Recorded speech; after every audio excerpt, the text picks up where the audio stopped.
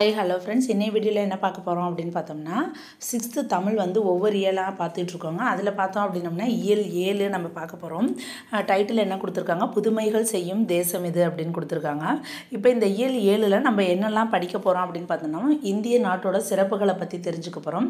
வாழ்வின் எளிமையான சிறப்பு, சமூக மாற்றத்தில் காந்தியோட பங்கு என்ன, விடுதலை போராட்டத்தில் பெண்களோட பங்கு, சொற்களின் வகைகள், இதை பற்றி தான் பார்க்க போகிறோம். இப்போ வாங்க ஒவ்வொன்றா பார்க்கலாம். பாரதம் அன்றைய நாற்றங்கால். நமது நாடு வளம் பொருந்தியது. இங்கு இயற்கை வளங்கள் மட்டுமின்றி இலக்கிய வளங்களும் மிகுந்துள்ளன. அதாவது நம்ம நாட்டில் இயற்கை வளமும் இருக்குது, இலக்கிய வளமும் இருக்குது. வேற்றுமையில் ஒற்றுமையை கண்டது தான் நமது நாடு. வேற்றுமையில் ஒற்றுமையை கண்டது தான் நமது நாடு. இமயம் முதல் குமரி வரை வாழும் இந்தியர்கள் அனைவரும் உணவு, உடை, மொழி, நாகரிகம் ஆகியவற்றால் வேறுபட்டால் இருந்தாலும் உணர்வால் ஒன்றுபட்டவர்களே. ஓகேங்களா? அதாவது வேற்றுமைகள் நிறைய இருந்தாலும் நம்ம எல்லாமே ஒற்றுமையை கொண்டது தான் நமது நாடுன்னு சொல்கிறாங்க. அதன் பிரகாரம் பார்த்தோன்னா உணவு, உடை, மொழி, நாகரிகம் இதெல்லாம் நம்ம வேறு நம்ம ஃபாலோ பண்ணிகிட்டு இருந்தாலும் உணர்வால் நம்ம எல்லாருமே என்னன்னு சொல்லுவோம், இந்தியர்கள் அப்படிங்கிற மாதிரி ஒன்றுபட்டவர்களாக தான் இருக்கிறோம். தேசிய ஒருமைப்பாட்டை போற்றும் பாடலை அறிவோம் வாருங்கள். ஓகேங்களா? அந்த ஒருமைப்பாட்டை போற்றும் பாடலை அறிவோம் அப்படின்னு சொல்கிறாங்க. புதுமைகள் செய்யும் தேசம் இது, பூமியின் கிழக்கு வாசல் இது, தெய்வ வள்ளுவன் நெய்த குரல் தான் தேசம் உடுத்திய நூலாடை, மெய்களை போற்றிய இந்த இந்திய தாய்க்கு மெய்யுணர்வு என்கிற மேலாடை, காளிதாசனின் தேனிசை பாடல்கள் காவிரி கரையில் எதிரொலிக்க, கம்பனின் அமுத கவிதைகளுக்கு கங்கை அலைகள் இசையமைக்க, கன்னிக்குமரியின் கூந்தலுக்காக காஷ்மீர் தோட்டம் பூத்தொடுக்கும், மேற்கு மலைகள் நதிகளை அனுப்பி கிழக்கு கரையின் நலம் கேட்கும், புல்வெளியெல்லாம் பூக்காடாகி புன்னகை செய்த பொற்காலம், கல்லை கூட காவியமாக்கி கட்டி நிறுத்திய கலைக்கூடம், அன்னை நாட்டின் அமுத சுரபியில் அந்நிய நாடுகள் பசி தீர, அண்ணல் காந்தியின் சின்ன கைத்தடி அறத்தின் ஊன்றுகோலாக, புதுமைகள் செய்யும் தேசம் இது, பூமியின் கிழக்கு வாசல் இது. செய்த தேசம் இது, பூமியின் கிழக்கு வாசல் இது. இந்த மாதிரி கொடுத்து இந்த பாடலை யார் எழுதுனாங்க அப்படின்னு கேட்டோம்னா தாரா பாரதி. ஓகேங்களா? அதாவது நம்ம பாரதியாரும் எல்லாமே இந்த மாதிரி தான் சொல்லுவாங்க, புதுமைகள் செய்வோம் அப்படிங்கிற மாதிரிலாம் நிறைய சொல்லுவாங்க. அதே மாதிரி தான் புதுமைகள் செய்கிற தேசம் இது, பூமியின் கிழக்கு வாசல் இது. பாரதியார் பாடல்கள் மாதிரியே இருந்துச்சு, அதில் புதுமை அப்படிங்கிற வேர்டு வந்துச்சு அப்படின்னோம்னா அது தாரா பாரதி அப்படிங்கிறத ஞாபகத்தில் வச்சுக்கோங்க. ஓகேங்களா? இப்போ இதில் சொல்லும் பொருளும் பார்த்தோம் அப்படின்னோம்னா, மெய் அப்படின்னம்னா உண்மை, தேசம் அப்படிங்கிறது நாடு. இப்போ பாடலின் பொருள் என்ன கொடுத்துருக்காங்க, பூமியின் கிழக்கு வாசலாக திகழும் நமது இந்திய நாடு பல புதுமைகளை, பூமியோட கிழக்கு வாசல், அதுதான் ஃபஸ்ட் எடுத்தோன்னே அவர் சொல்லியிருக்காரு. பூமியோட கிழக்கு வாசல் தான் நமது இந்திய நாடு பல புதுமைகளை செஞ்சிட்டு இருக்குது. திருக்குறள் நமது நாடு அணிந்திருக்கும் ஆடை. ஒவ்வொன்றத்தையும் ஒவ்வொரு இதாக ஓமையாக சொல்கிறாங்க. திருக்குறள் என்னதான் நம்மளோட ஆடை. ஓகேங்களா? திருக்குறள் அந்த உலகம் ஃபுல்லாகவே என்ன பண்ணியிருக்காங்க, ஆடையா அந்த அறநூல்களை பின்பற்றி தான் வாழணும்.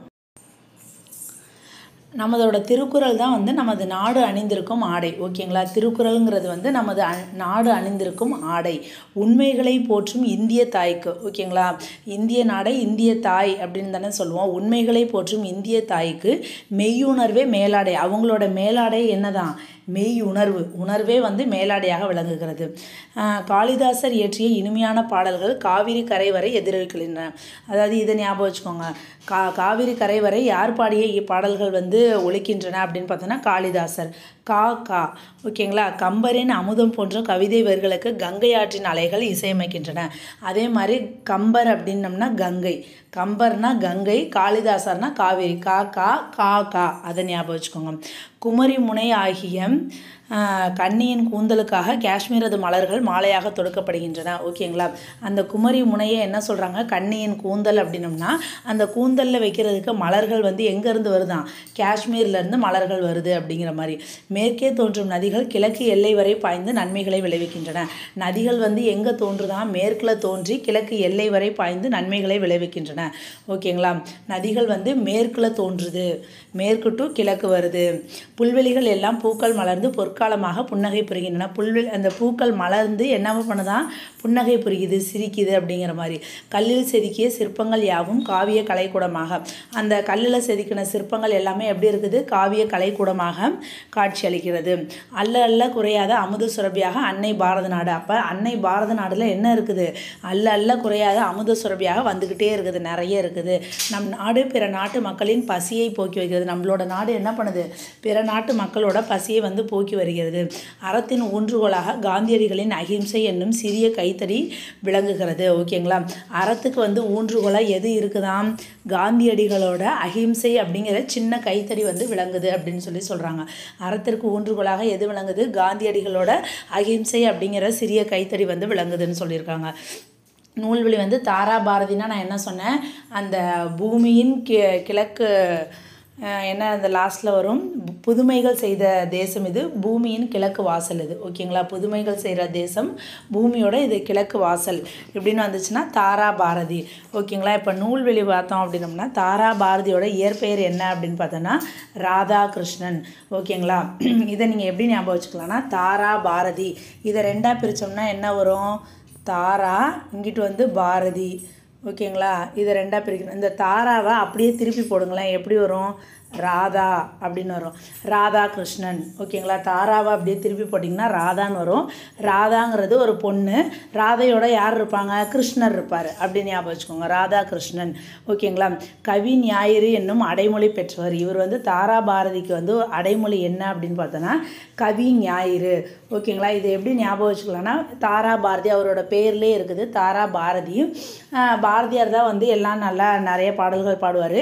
அவர் வந்து ஞாயிற்றுக்கிழமை லீவ் விட்டார் அப்படின்னோம்னா தாரா பாரதி வந்து தாரா பாரதி வந்து ஞாயிற்றுக்கிழமை வந்து பாடுவார் அப்படிங்கிற மாதிரி கவிதை பாடுவார் அப்படின்னு ஞாபகம் வச்சுக்கோங்க. இப்போ தாரா பாரதி அப்படிங்கிறது வந்து கவி ஞாயிறு அப்படிங்கிற ஒரு அடைமொழி.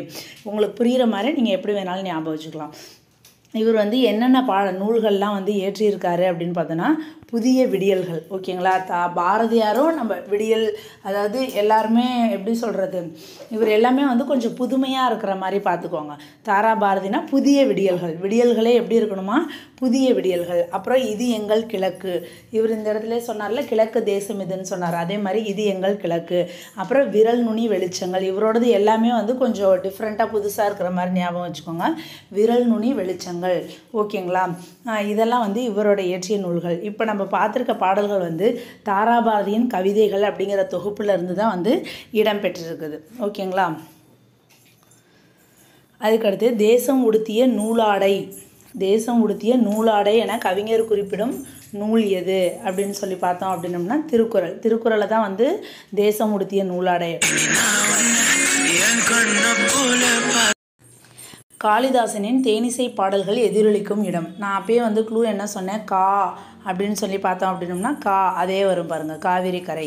ஓகேங்களா, அதே மாதிரி கலைக்கூடமாக காட்சி தருவது என்ன அப்படின்னு பார்த்தோம்னா சிற்பக்கூடம்.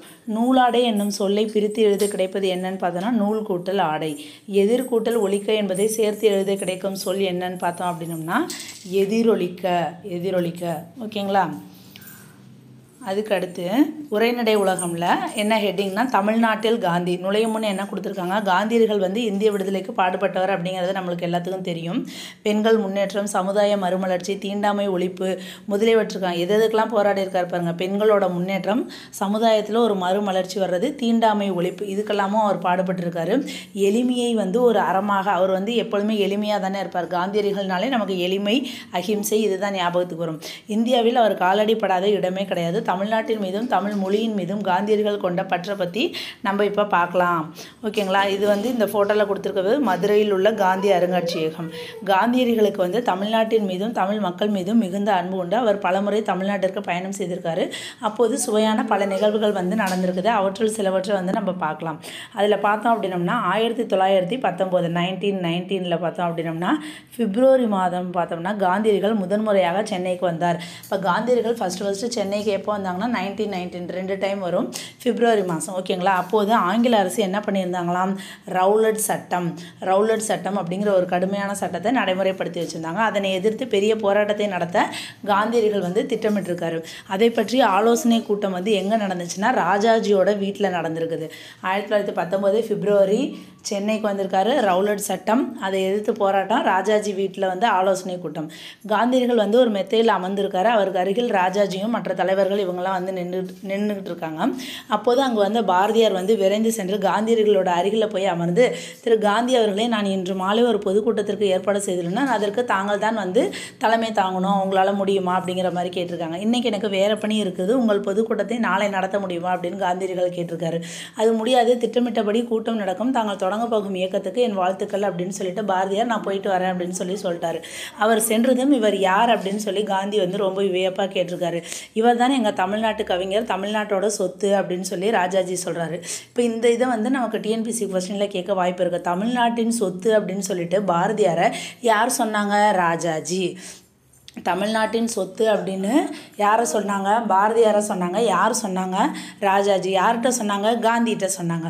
இல்லை இல்லை, இவர் இந்திய நாட்டின் சொத்து, இவரை பத்திரமாக பாதுகாக்க வேண்டும், இவர் தமிழ்நாட்டின் சொத்துன்னு ராஜாஜி சொன்னார். ஆனால் காந்தி என்ன சொல்லியிருக்காரு? இல்லை இல்லை, இவர் வந்து இந்திய நாட்டோட சொத்து, இவரை வந்து நம்ம பாதுகாக்கணும் அப்படின்னு சொன்னார்.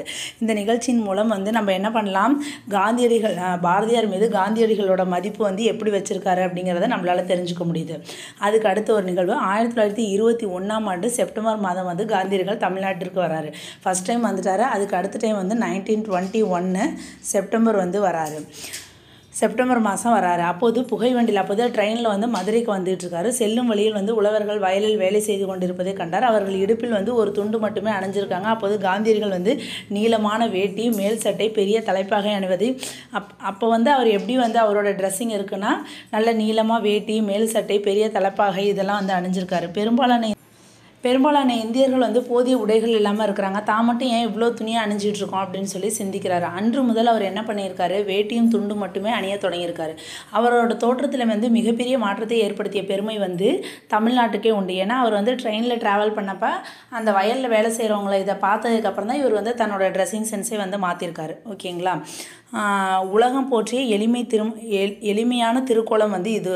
ஓகேங்களா? அந்த கோலத்திலே வந்து அவர் வாழ்நாள் ஃபுல்லாக இருந்திருக்காரு. உலகம் போற்றிய எளிமை திருக்கோலம் வந்து இதுதான். ஓகேங்களா? காந்தியடிகள் வந்து ஒரு முறை காரைக்குடியை சுற்றியுள்ள ஊர்களில் சுற்றுப்பயணம், ஃபஸ்ட்டு எங்கே வந்தார்? சென்னையை, அதுக்கடுத்து மதுரை, இப்போ காரைக்குடிக்கு வந்திருக்காரு. அப்போது கானாடு காத்தான், என்ன ஊர்? கானாடு காத்தான் என்னும் ஊரில் ஒரு பணக்கார வீட்டில் தங்கியிருக்காரு. அந்த வீடு வந்து ரொம்ப ஆடம்பரமாக இருக்குது. வீட்டில் எங்கே பார்த்தாலும் வெளிநாட்டு அலங்கார பொருட்கள் வந்து இருந்திருக்குது.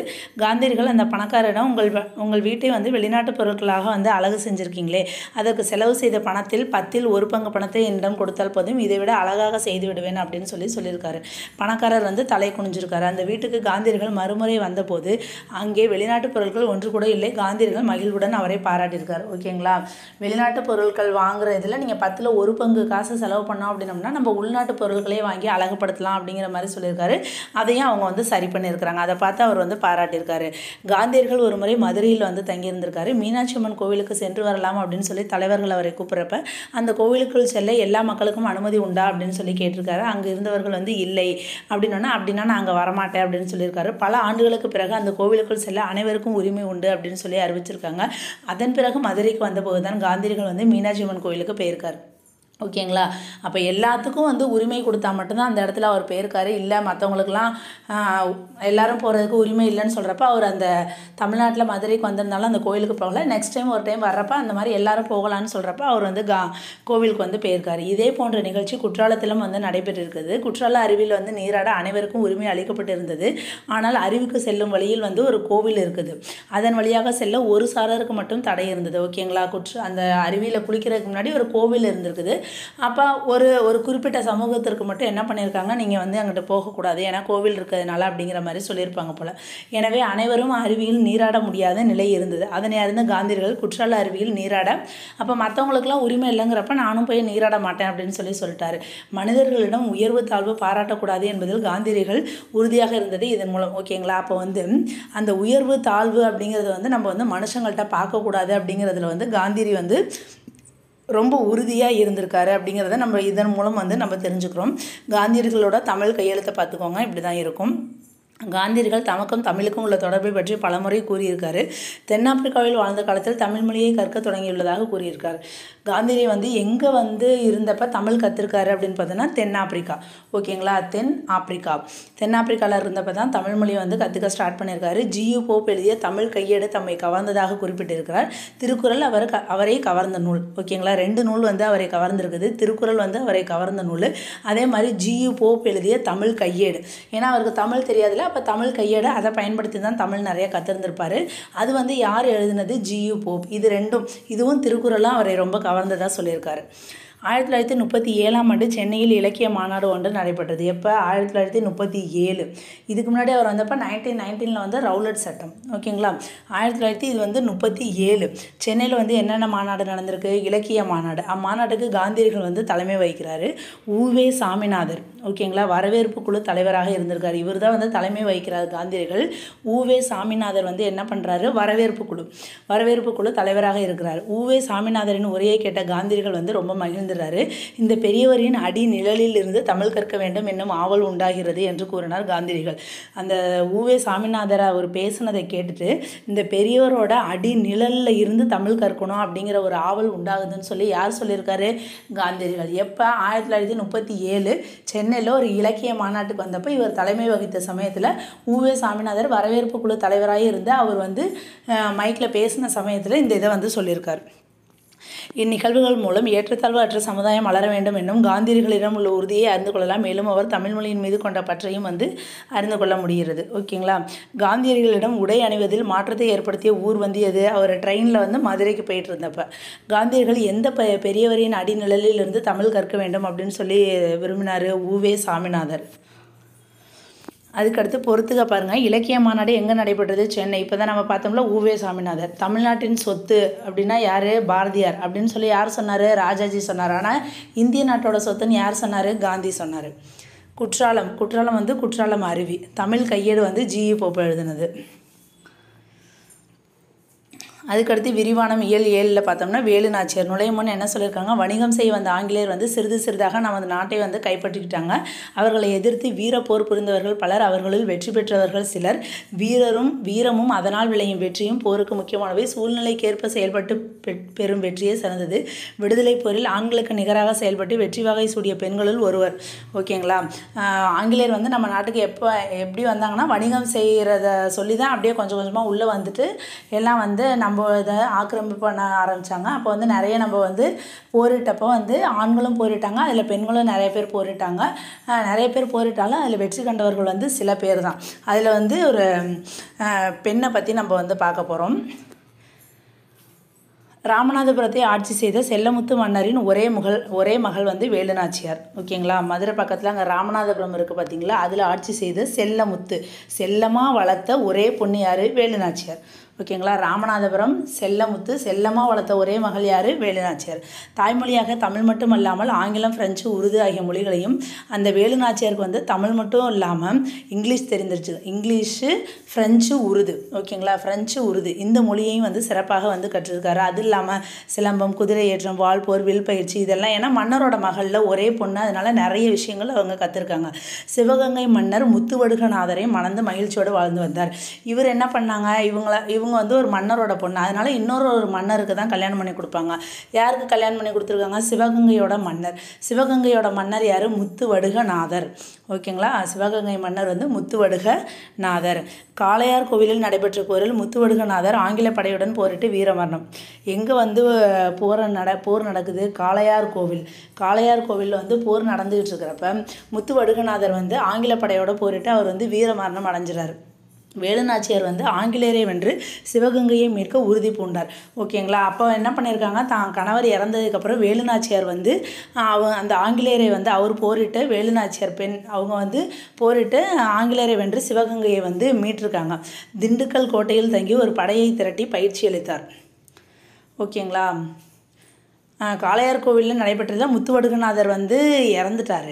அப்போ வேலு நாச்சியார் என்ன பண்ணியிருக்காரு? இந்த ஆங்கிலேயரை வென்று சிவகங்கையை வந்து மீட்கணும் அப்படின்னு சொல்லி உறுதி எடுத்துக்கிறதுனால அதுக்கு என்ன பண்ணுறாங்க? திண்டுக்கல் கோட்டையில் வந்து தங்கி, ஏன்னா ஒருத்தர் மட்டும் போய் போரிட்டு வெற்றியடைய முடியாது, ஒரு படையை திரட்டி அவங்களுக்கெல்லாம் வந்து பயிற்சி கொடுக்குறாங்க. 8 ஆண்டுகளுக்கு பின்பு திண்டுக்கல் கோட்டையில் ஆலோசனை கூட்டம் ஒன்று நடந்து கொண்டிருந்தது. கூட்டத்தின் நடுவே வீரமங்கை வேலு நாச்சியார் அமர்ந்திருந்தார். அவரை சுற்றி அமைச்சர், தாண்டவராயன், தளபதிகளாகிய பெரிய மருது, சின்ன மருது மற்றும் குறுநில மன்னர்கள். ஓகேங்களா? வீரமங்கை வேலு நாச்சியார் அவங்கள சுற்றி வந்து என்ன பண்ணியிருக்காங்க? அமைச்சர் வந்து யார் இருக்காங்க? தாண்டவராயன். தளபதி வந்து பெரிய மருது, சிறிய மருது இவங்கெல்லாம் இருக்காங்க. நாம் சிவகங்கையை இழந்து 8 ஆண்டுகள் ஆகிவிட்டது. ஏன்னு கேட்டோம்னா ஆங்கிலேயர்கள் வந்து என்ன பண்ணிட்டாங்க? அந்த மன்னர் முத்துவடுகநாதரை கொன்னதுனால இப்போ அந்த சிவகங்கை யாருக்கு கீழே இருக்குது? ஆங்கிலேயருக்கு கீழே இருக்குது. ஆனால் இந்த சிவகங்கையை மீட்கணும்னு சொல்லிட்டு அந்த முத்துவடுகநாதரோட மனைவி வேலு நாச்சியார் என்ன பண்ணுறாங்க? திண்டுக்கல் கோட்டையில் தங்கி இருந்து அவங்க வந்து எப்படி அதை ஆங்கிலேயர்கிட்டருந்து வாங்கலான்னு சொல்லிட்டு நிறைய பயிற்சிகள் வந்து எடுத்துகிட்டு இருக்காங்க. அப்போ என்ன சொல்கிறாங்க, நம்ம வந்து சிவகங்கையிலேருந்து 8 வருஷம் ஆகுது அப்படின்னு சொல்லிட்டு ரொம்ப வந்து கவலை நிறைந்த குரலில் வந்து சொல்கிறாங்க. கவலைப்படாதீர்கள் அரசியாரே, நாம் சிவகங்கையை மீட்கும் நேரம் வந்து நெருங்கி விட்டது அப்படின்னு சொல்லி அமைச்சர் சொல்கிறாரு. அந்த இனிய நாளை தான் நானும் அவளோட எதிர்பார்த்துட்டு இருக்கேன் அப்படின்னு சொல்லி வேலுநாச்சியார் சொல்கிறாங்க. அப்போது வெளியே வந்து ரொம்ப பெரிய சவுண்டு கேட்குது. மைசூரிலிருந்து ஐதர் அலி அனுப்பிய படை வந்து விட்டது. ஏன்னா இவங்க வந்து ஆங்கிலேயரை வந்து தோற்கடிக்கிறதுக்காக என்ன பண்ணியிருக்காங்க, மைசூரிலிருந்து ஒரு பெரிய படையை வந்து கேட்டிருக்காங்க. அப்போ அதுதான் வந்து வேலுநாச்சியார் சொல்கிறாங்க. அப்போ மைசூரிலிருந்து ஐதர் அலி அனுப்பிய பெரிய படை வந்திருக்கும்னு சொல்லி நினைக்கிறேன் அப்படின்னு வேலுநாச்சியார் சொல்கிறாரு. எங்கேருந்து கேட்டிருக்காங்க, மைசூரு ஐதர் அலி. ஓகேங்களா. அப்போது அறையில் வாயிலில் வீரன் ஒருவன் வந்து நின்று, அரசியாருக்கு வணக்கம், மைசூரிலிருந்து 5000 குதிரைப்படை வீரர்கள், ஐதர் அலி அனுப்பிய 5000 குதிரைப்படை வீரர்கள் வந்திருக்காங்க அப்படின்னு சொல்கிறாங்க. அப்படியே மகிழ்ச்சி, அவர்களை ஓய்வெடுக்க சொல்லி நான் பிறகு வந்து பார்க்கிறேன் அப்படின்னு சொல்லி வேலுநாச்சியார் சொல்கிறாங்க. வீரன் வந்து வெளியேறி போகிறான். ஐதர் அலி உறுதியாக படையை அனுப்பார் என்று எனக்கு முன்பே தெரியும் அப்படின்னு சொல்லி தாண்டவராயன் சொல்கிறாங்க. எதனால் அப்படி சொல்கிறீர்கள் அப்படின்னா, நாம் இருவரும் ஐதர் அலியை சந்திக்க மைசூர் சென்றோம் அல்லவா, அப்போது தாங்கள் அவரிடம் உருது மொழியில் பேசினீர்கள். அப்போது அவர் முகத்தில் பெரிய மகிழ்ச்சி தோன்றியதை நான் கண்டேன். அதாவது இவங்க வந்து ஒரு படை வேணும் அப்படின்னு சொல்லிட்டு கேட்குறதுக்கு மைசூருக்கு வந்து போயிருக்காங்க ஐதர் அலியை பார்க்குறதுக்கு. அப்போ என்ன பண்ணியிருக்காங்க, வேலுநாச்சியார் வந்து உருது மொழியில், ஏன்னா அவங்களுக்கு தான் உருது தெரியும்ல, உருது மொழியில் பேசினாங்க. அது பேசுனதுனால அவர் தான் மொழியை பேசுகிறதுனால ஐதர் அலி வந்து சந்தோஷப்பட்டிருப்பார். அந்த முகத்தில் நான் பார்த்தேன் அப்படின்னு சொல்லி அமைச்சர் தாண்டவராயன் வந்து சொல்கிறாங்க.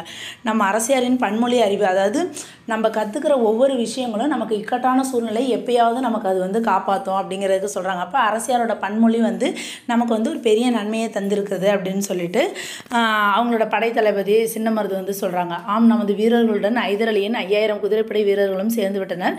நான் படையோட நாளை சிவகங்கை மீட்க புறப்படலாம் அப்படின்னு சொல்லி பெரிய மருது சொல்கிறார். என் கணவர் கொல்லப்பட்ட ஊர் வந்து எது, காளையார் கோவில். காளையார் கோயிலில் தான் வந்து கொன்னாங்க. எனவே நான் முதலில் காளையார் கோயிலில் தான் வந்து கைப்பற்றணும், பிறகு தான் சிவகங்கையை மீட்கணும் அப்படின்னு சொல்லி வேலுநாச்சியார் சொல்கிறாங்க. அனைவரும் அதனை ஏற்றுக்கொண்டனர். மறுநாள் காளையார் கோயிலை நோக்கி வேலுநாச்சியாரோட படை வந்து புறப்படுது. ஆண்கள் படைப்பிரிவுக்கு வந்து மருது சகோதரர்களும், பெண்கள் படைப்பிரிவுக்கு வந்து குயிலியும் வந்து தலைமையாக இருக்கிறாங்க. ஆண்கள் பெண்கள்னு தனித்தனியாக வந்து போருக்கு போகிறாங்க. அதில் ஆண்களுக்கு வந்து தலைவர் மருது சகோதரர், பெரிய மருது, சின்ன மருதுங்கிறவங்க. பெண்களுக்கு வந்து குயிலி அப்படிங்கிறவங்க தலைமை தாங்குறாங்க. காளையார் கோவிலில் வந்து வேலுநாச்சியாரோட படைக்கும் ஆங்கிலேயரோட படைக்கும் இடையே கடுமையான போர் நடைபெறுது. இவங்களோட படையும் இருக்குது, ஐதர் அலி அனுப்பிய 5000 குதிரைப்படை வீரர்களும் இருக்காங்க. எல்லாரும் சேர்ந்து போகிறாங்க. இறுதியில் ஆங்கிலேயர் படை வந்து என்ன ஆயிடுச்சு, தோற்று ஓடி போனது. அரசியார் அவர்களே, காளையார் கோவில் நம் கைக்கு வந்து விட்டது. நாம் இப்போதே சிவகங்கை கோட்டையை தாக்கினால்தான் ஆங்கிலேயரை விரட்டி அடிக்க முடியும் அப்படின்னு சொல்லி பெரிய மருது சொல்கிறாங்க. அவசரம் வேண்டாம், இப்போது சிவகங்கை கோட்டை கதவுகள் அடைக்கப்பட்டிருக்கும். வரும் விஜயதசமி திருநாள் அன்று கதவுகள் வந்து திறக்கும். அப்போது நமது படைகளோட உள்ளே நுழையலாம் அப்படின்னு சொல்லி வேலுநாச்சியார் சொல்கிறாங்க. அவசரப்பட வேணாம், நம்ம வந்து விஜயதசமி அன்னைக்கு கேட் ஓப்பனாக இருக்கும், அப்போ வந்து நம்ம சிவகங்கைக்கு போகலாம் அப்படின்னு சொல்லி சொல்கிறாங்க. அப்போதும் பெரிய காவல் இருக்குமே அப்படின்னு சொல்லி சின்ன மருது சொல்கிறப்ப, விஜயதசமி நாளில் கோட்டைக்கு செல்வதற்கு பெண்களுக்கு மட்டுமே அனுமதி உண்டு. நமது பெண்கள் பிரிவினர் கூடைகளில் பூக்கள், பழங்கள் இதெல்லாம் கொண்டு ஆகியவற்றுடன் ஆயுதங்களையும் மறைத்து கொண்டு கோட்டைக்குள் வந்து உள்ளே செல்லட்டும். உள்ளே அவர்கள் தாக்குதலை தொடங்கியதுன்னு அந்த ஆண்கள் பிரிவினரும் கோட்டைக்குள் நுழைந்து தாக்கட்டும், ஆங்கிலேயரை விரட்டி எடுத்து விடலாம் அப்படின்னு சொல்லி வேலுநாச்சியார் இந்த ஒரு ஐடியாவை சொல்கிறாங்க. ஏன்னா விஜயதசமி நாள் அன்னைக்கு தான் கோட்டை ஓப்பன் ஆகும், ஆனால் அன்றைக்கி வந்து லேடிஸ் மட்டும்தான் அனுப்புவாங்க அப்படிங்கிற மாதிரி சொல்லவும் இவங்க இந்த மாதிரி பிளான் பண்ணுறாங்க. அப்படியே செய்யலாம் அரசியாரே. இன்னும் ஒரு செய்தி, தங்களை காட்டி கொடுக்குமாறு உடையாள் என்னும் பெண்ணை ஆங்கிலேயர்கள் வற்புறுத்தினார்களாம். அவள் மறுத்ததால் கொன்று விட்டார்களாம் அப்படின்னு சொல்லியிருக்காங்க. அப்போ வந்து இன்னொரு செய்தி அப்படின்னா, நான் வேலுநாச்சியார் எங்கே இருக்காங்கன்னு சொல்லி நீ சொல்லு அப்படின்னு சொல்லி ஒரு பொண்ணை வந்து கேட்டிருக்காங்க. அந்த பொண்ணு சொல்ல முடியாதுன்னு சொல்லவும் அந்த பொண்ணை வந்து கொன்னுட்டாங்க அப்படின்னு சொல்லி அவர் சொல்கிறாங்க. அந்த பொண்ணோட பேர் வந்து என்ன அப்படின்னு பார்த்தோன்னா உடையாள். அவர்களுக்கு நான் உரிய முறையில் வந்து சிறப்பு செய்யணும் அப்படின்னு சொல்லி அமைச்சர் தாண்டவராயன் சொல்கிறாங்க. அவளுக்கு வந்து ஒரு நடுகள் நடுவதற்கு ஏற்பாடு செய்யுங்கள் அப்படின்னு சொல்லிட்டு வேலுநாச்சியார் சொல்கிறாங்க. அந்த நடுகள் நடுறோம்னா இதுதான் நடுகள். ஓகேங்களா. அவங்க வந்து அதாவது போட்டு கொடுக்க சொல்கிறாங்க. ஓகேங்களா. அதை வந்து அவங்க முடியாதுன்னு சொல்லிட்டாங்க. அதனால் அவங்களுக்கு சிறப்பிக்கும் வகையில் வந்து ஒரு நடுகள் இந்த மாதிரி பண்ணியிருக்காங்க. இதை வச்சு மற்றவங்க வந்து அந்த பொண்ணோட பெருமையை வந்து தெரிஞ்சுக்கிட்டோம் அப்படிங்கிற மாதிரி. விஜயதசமிக்கு முதல் நாள் வந்து சிவகங்கையை நோக்கி புறப்பட்டது படை. வழியில் வந்து உடையாளுக்கு நடப்பட்ட நடுக்கள் முன்பு குதிரையிலிருந்து இறங்கி வேலுநாச்சியார் வந்து பார்த்துட்டு போகிறாங்க. தான் வைத்திருந்த தாலியை எடுத்து அந்த நடுகளுக்கு காணிக்கையாக, ஓகேங்களா, தன்னோட தாலியை வந்து அந்த நடுகளுக்கு வந்து என்ன பண்ணுறாங்க, அந்த உடையாள் நடுகளுக்கு வந்து காணிக்கையாக செலுத்துகிறாங்க. அருகில் நின்ற வீரர்கள் உடையாள் புகழ் ஓங்குக அப்படின்னு சொல்கிறாங்க. படை மறுநாள் காலை சிவகங்கை அடைந்தது. அரசியாரை, நான் நமது பெண்கள் படைப்பிரிவுடன் மாறுவிடத்தில் உள்ளே செல்கிறேன். உள்ளே சென்றதும் அங்குள்ள ஆயுத கிடங்குக்கு எப்படியாவது தீ வைத்து விடுகிறேன். தீ எறிவது தெரிந்ததும் நம் படை உள்ளே நுழையட்டும் அப்படின்னு சொல்லி பெண்கள் படைப்பிரிவு தலைவர் யார், குயிலி, இவங்க சொல்கிறாங்க. நான் வந்து உள்ளுக்குள்ளார போயிட்டு அவங்களோட அந்த ஆயுத கிடங்குக்கு எப்படியாவது தீ வச்சிடுறேன் அப்படின்னு சொல்லிட்டு, அப்படியே ஆகட்டும் அப்படின்னு சொல்லி வேலுநாச்சியார் வந்து சொல்கிறாங்க. குயிலியும் வந்து பெண்கள் படையினரும் கோட்டைக்குள் செல்கிறாங்க. சிறிது நேரத்தில் கோட்டைக்குள் வந்து ரொம்ப பெரிய கூச்சல் வருது. உள்ளே வந்து உயரமாக தீ எறிவது, நமது படை உள்ளே நுழையட்டும் அப்படின்னு சொல்லி வேலுநாச்சியார் சொல்கிறாங்க. படை வீரர்கள் கோட்டைக்குள் பாய்ந்து செல்கிறாங்க. ஆங்கிலேயரோட படையோட கடுமையாக போரிட்டு இறுதியில் ஆங்கில படை வந்து தோல்வி அடைஞ்சிருச்சு. கோட்டையை விட்டு அவங்க ஓடிட்டாங்க. வெற்றி வெற்றி அப்படின்னு சொல்லி வீரர்கள்லாம் சொல்கிறாங்க. இந்த வெற்றிக்கு காரணம் யார்? பெண்கள் படைப்பிரிவு தலைவர் குயிலி. அவங்க தானே உள்ளே போய் ஆயுத கிடங்குக்கு தீ வச்சாங்க. அவங்க தான் வந்து காரணம். அந்த குயிலி எங்கே அப்படின்னு சொல்லி வேலுநாச்சியார் கேட்டோன்னா, குயிலி வந்து தன் உடலில் தீ வைத்து கொண்டு ஆயுத குடங்குகள் வந்து குதித்து விட்டாள் அப்படின்னு சொல்லி வீரர்கள் சொல்கிறாங்க. குயிலி வந்து தன் உயிரை தந்து தம் நாட்டை மீட்டு கொடுத்திருக்கிறாள். அவளது துணிவுக்கும் தியாகத்திற்கும் வீரத்திற்கும் தலை வணங்குகிறேன் அப்படின்னு சொல்லி உணர்ச்சி பெருக்கோட வேலுநாச்சியார் வந்து சொல்கிறாங்க. அப்போ வேலுநாச்சியாரோட வீரம், மருது சகோதரர்களோட ஆற்றல், ஹைதர் அலியோடைய உதவி, குயிலியோட தியாகம், ஓகேங்களா, இது இல்லாமல் அந்த ஒரு பொண்ணு இருந்துச்சுல உடையாள் அப்படிங்கிற பொண்ணு வந்து சொல்லி கொடுக்காம இருந்துச்சு. இது எல்லாம் சேர்ந்ததுனால என்ன ஆயிடுச்சு? சிவகங்கை வந்து மீட்கப்பட்டது. ஓகேங்களா. இப்போ இதில் பாருங்கள், தெரிந்து கொள்வோம்ல, வேலுநாச்சியார் அவங்களோட காலம் என்ன அப்படின்னு பார்த்தோன்னா 1730 1796. இதெல்லாம் நம்ம மைண்டில் வச்சு தான் ஆகணும். 1730 1796. வேலுநாச்சியார் வந்து சிவகங்கையை மீட்ட ஆண்டு, இதுதான் ரொம்ப முக்கியமானது. 1780. சிவகங்கையை வந்து மீட்ட ஆண்டு வந்து 1780. ஜான்சி ராணிக்கு முன்பே ஆங்கிலேயரை எதிர்த்து வீரப்போர் புரிந்தவர். ஜான்சி ராணிக்கு முன்னாடியே வந்து ஆங்கிலேயரை எதிர்த்து வீரப்போர் புரிந்தவர் யார் அப்படின்னு பார்த்தோன்னா வேலுநாச்சியார்.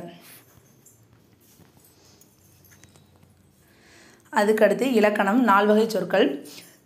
தமிழில் சில எழுத்துக்கள் தனித்து நின்று பொருள் தரும். ஒன்றுக்கு மேற்பட்ட எழுத்துக்கள் தொடர்ந்து வந்து பொருள் தரும். இவ்வாறு பொருள் தருபவை வந்து சொல்.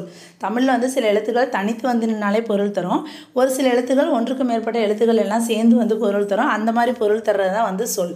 எடுத்துக்காட்டு பாருங்கள், ஈ, பூ, மை, இதெல்லாம் வந்து ஒரே ஒரு எழுத்து தான், ஆனால் அதுவும் வந்து பொருள் தருது. கல், கடல், தங்கம் அப்படிங்கிறதுலாம் வந்து ஒன்றுக்கு மேற்பட்ட எழுத்துக்கள் எல்லாம் சேர்ந்து வருது. அதுதான் வந்து சொல், அதுவும் வந்து பொருள் தரும். இலக்கண அடிப்படையில் சொற்களை வந்து எப்படி பிரிக்கலாம் அப்படின்னு பார்த்தோம்னா 4 வகையாக பிரிக்கலாம். பெயர், வினை, இடை, உரி அப்படின்னு சொல்லிட்டு 4 வகையாக பிரிக்கலாம். சொல் நீங்கள் எப்படி ஞாபகம் வச்சுக்கலாம்னா, சொல் இதில் பாருங்கள் 1 2 3 4 மொத்தம் 4 இது இருக்குதா. இப்போ அதனால் 4. சப்போஸ் பெயர் சொல் 1 2 பெயரை குறிக்கும் சொல் வந்து பெயர் சொல். ஓகேங்களா. எடுத்துக்காட்டு பார்த்தோம் அப்படின்னோம்னா பெயர், பாரதி, பள்ளி, காலை, இது எல்லாமே பெயர். வினைச்சொல் அப்படிங்கிறது வந்து வினை என்னும் சொல்லுக்கு வந்து செயல் அப்படிங்கிறது பொருள். செயலை குறிக்கும் சொல் வந்து வினைச்சொல். ஓகேங்களா. வினைனா ஏதோ ஒரு செயல் செய்கிறது. இங்கே வா, போ, சாப்பிடு, தூங்கு, குழி இப்படின்லாம் சொல்கிறோம்ல, அதெல்லாம் வந்து வினைச்சொல். இடைச்சொல் அப்படிங்கிறது பெயர் சொல்லையும் வினைச்சொல்லையும் சார்ந்து வரும் சொல். பெயர் சொல், வினைச்சொல் ரெண்டையும் சார்ந்து வர்ற சொல் தான் என்னது? இடைச்சொல். இது வந்து தனித்து இயங்காது. இடைச்சொல் வந்து என்ன பண்ணாது? தனித்து இயங்காது. நீங்கள் எப்படி ஞாபகம் வச்சுக்கலாம், நம்ம கிளாஸில் வந்து சென்டராக ஒரு பிள்ளை உட்காந்துருக்கு அப்படின்னோம்னா அது மட்டும் தனியாக உட்காராது. இங்கிட்டும் ஒரு பிள்ளை இருக்கணும், இங்கிட்டும் ஒரு பிள்ளை இருக்கணும். அந்த மாதிரி ஞாபகம் வச்சுக்கோங்க. இடைச்சொல் வந்து தனித்து இயங்காது. இதில் பாருங்கள், இடைச்சொலுக்கு வந்து எடுத்துக்காட்டு அப்படின்னோம்னா தந்தையும் தாயும். கு அப்படின்னோம்னா தம்பிக்கு. ஐ அப்படிங்கிறது திருக்குறளை. ஓகேங்களா. இதுதான் வந்து இடைச்சொல். அது ரெண்டையும் வந்து சார்ந்திருக்கும். ஓகேங்களா. உரிச்சொல் அப்படிங்கிறது வந்து பெயர்ச்சொல், வினைச்சொல் ஆகியவற்றின் தன்மையை மிகுதிப்படுத்த வருவது. ஒன்றை பற்றி எக்ஸாகரேட் பண்ணி இன்னும் கொஞ்சம் எக்ஸ்ட்ராவாக சொல்கிறது, அதுதான் வந்து உரிச்சொல் அப்படிங்கிறது. இப்போ பாருங்கள், மா அப்படின்னோம்னா மாநகரம். ஓகேங்களா. மா அப்படின்னோம்னா மாநகரம். சாலை அப்படின்னோம்னா சாலை சிறந்தது, ரொம்ப நல்லது. மானா ரொம்ப பெரிய நகரம். ஓகேங்களா.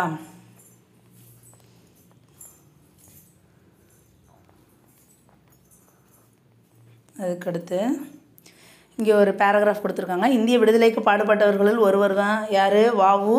சிதம்பரனார். வ.உ.சி. அவர்கள் தமிழிலும் ஆங்கிலத்திலும் புலமை பெற்றிருக்கிறார். வழக்கறிஞர், எழுத்தாளர், பேச்சாளர், தொழிற்சங்க தலைவர் என்ற பன்முகத்தன்மை. வ.உ.சி. வந்து என்னது? லாயராகவும் இருந்திருக்காரு, எழுதியிருக்காரு, பேச்சாளர்னு நமக்கு தெரியும், தொழிற்சங்க தலைவராகவும் இருந்திருக்காரு. ஆங்கிலேயரோட கப்பல்களுக்கு போட்டியாக உள்நாட்டு இந்திய கப்பல், ஆங்கிலேயரோட கப்பலுக்கு போட்டியாக நம்மளோட உள்நாட்டிலையும் ஒரு கப்பல் இருக்கணும் அப்படின்னு சொல்லிட்டு உள்நாட்டு இந்திய கப்பல் நிறுவனத்தை தொடங்கியவர் யார்? வ.உ. சிதம்பரனார். 1906 ஆண்டு அக்டோபர் 16 நாள் சுதேசி நாவாய் சங்கம் என்ற கப்பல் நிறுவனத்தை பதிவு செய்தார். எப்போ? 1906 16 எப்போ? அக்டோபர். ஓகேங்களா.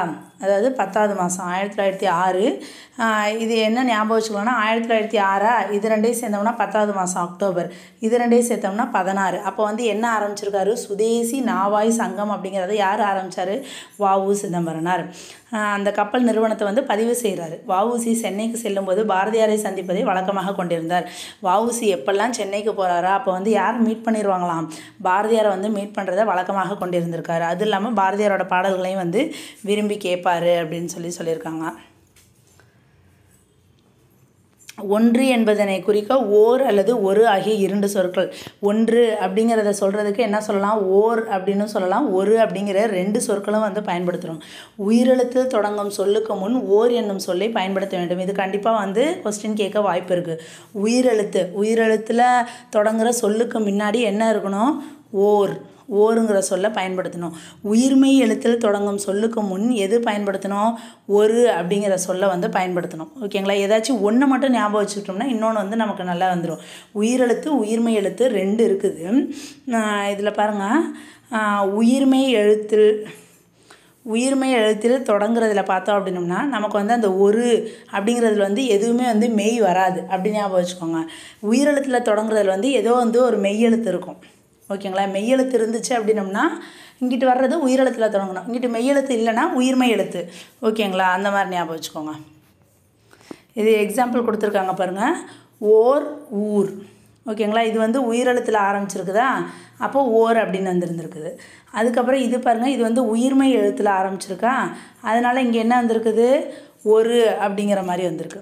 ஓகேங்களா. இவை போலவே உயிரெழுத்தில் தொடங்கும் சொல்லுக்கு முன் அஃது என்னும் சொல்லை பயன்படுத்த வேண்டும். உயிர்மெய் எழுத்தில் தொடங்கும் சொல்லுக்கு முன் அது என்னும் சொல்லை பயன்படுத்த வேண்டும். இதுலேயும் அதே மாதிரி தான். இங்கே உயிர்மெய் எழுத்து அப்படின்னு சொல்கிறாங்கன்னா மெய் அப்படிங்கிறது வந்து அக்கண்ணா மாதிரி ஞாபகம் வச்சுக்கோங்க. அக்கண்ணா இங்கே வரக்கூடாது. அது இது வந்து உயிரெழுத்தாக இருந்துச்சுன்னா உள்ளுக்குள்ளார இந்த ஏதோ ஒரு அக்கண்ணா அப்படிங்கிறது வரணும், அஃது. ஓகேவா.